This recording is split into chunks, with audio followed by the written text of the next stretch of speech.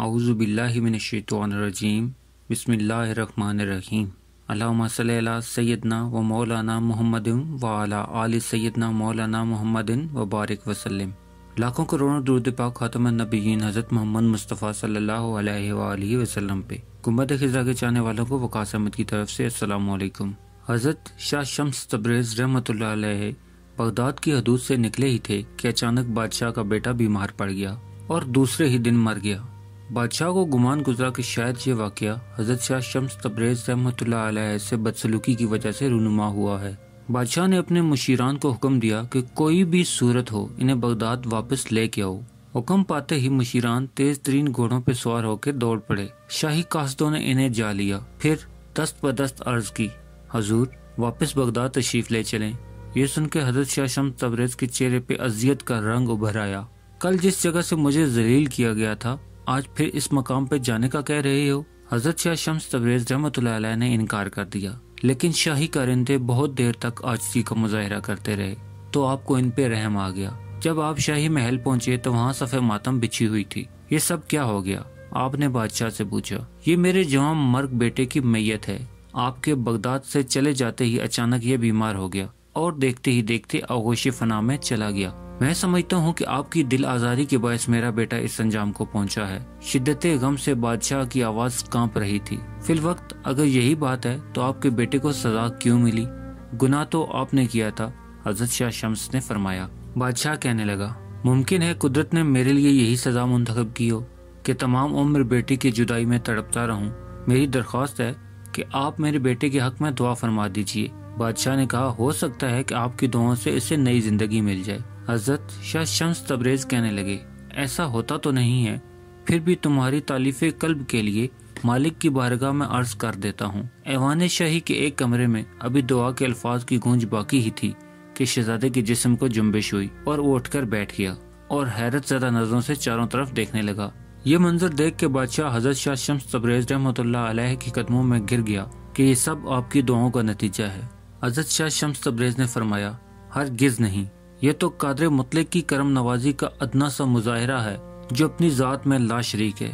اس کا شکر ادا کرو، یہ اسی قادر مطلق کے حکم سے زندہ ہوا ہے۔ آپ رحمۃ اللہ علیہ نے یہ فرمایا اور خاموش ہو گئے۔ پھر یہی کرامت آپ کے لیے وبال جان بن گئی۔ لوگوں نے آپ کو شعبدے باز کہا اور آپ کے خلاف صفارا ہو گئے۔ حضرت شاہ شمس تبریز رحمۃ اللہ علیہ کی کھال کھینچی گئی۔ اس حالت میں بغداد سے نکالا گیا کہ آپ لو لوہان تھے۔ ولی عہد سلطنت شہزاد محمد کو آپ سے بہت عقیدت تھی۔ جب آپ شہر بدر ہوئے تو شہزاد محمد بھی آپ کے ساتھ ہو لیے۔ بغداد سے نکل کے ہندوستان کا رخ کیا اور طویل مسافت کے بعد ملتان پہنچے اور وہاں پہ سکونت اختیار کر لی۔ ملتان کے لوگوں نے بھی اہل بغداد کی طرح آپ کی مخالفت کی۔ ایک بار یوں ہوا کہ حضرت شاہ شمس تبریز رحمۃ اللہ علیہ کو گوشت بھوننے کے لیے آگ کی ضرورت پیش آئی تو آپ نے شہزاد محمد کو آگ لانے کے لیے بھیجا، مگر پورے شہر میں کسی نے بھی آگ نہ دی۔ ایک سنگ دل شخص نے اس وجہ سے شہزادے کو اتنا مارا کہ چہرے پہ زخموں کے نشان ابھر آئے۔ واپس آ کے شہزادے نے پورا واقعہ بیان کیا تو آپ کو جلال آ گیا۔ آپ نہایت غصے کی حالت میں خانقاہ سے گوشت لے کے نکلے۔ گوشت کا ٹکڑا ہاتھ میں تھا۔ حضرت شاہ شمس نے آسمان پہ نظر کی، سورج کو مخاطب کرتے ہوئے فرمایا، تو بھی شمس ہے، میں بھی شمس ہوں، اس گوشت کے ٹکڑے کو بھون دے۔ اتنا کہنا تھا کہ گرمی کی شدت میں اضافہ ہو گیا اور پھر اتنی گرمی بھڑکی کہ اہل ملتان چیخ اٹھے۔ پورا شہر آگ کی بھٹی بن کے رہ گیا۔ کچھ باخبر لوگوں نے یہ صورتحال دیکھی تو آپ کی خدمت میں حاضر ہوئے اور عرض کرنے لگے کہ کیا چند نادانوں کے جرم کی سزا پورے شہر کو دیں گے؟ آپ رحمۃ اللہ علیہ نے فرمایا، نادان نہیں، سفاک ہیں کہ آگ جیسی بے قیمت چیز نہیں دے سکتے اور میرے محبوب کے چہرے کو زخموں سے سجا دیا ہے۔ آخر اس کا جرم کیا تھا؟ صرف آگ مانگنے ہی تو گیا تھا۔ جانتے ہو یہ کون ہے؟ بغداد کا شہزادہ ہے اور میری خاطر بھیک مانگنے گیا تھا، لیکن اس کو شہر والوں سے زخم ملے۔ جب تک سارے شہر کے لوگوں کے جسم آبلوں سے نہیں بھر جائیں گے مجھے قرار نہیں آئے گا۔ خدا کے لیے انہیں معاف کر دیں۔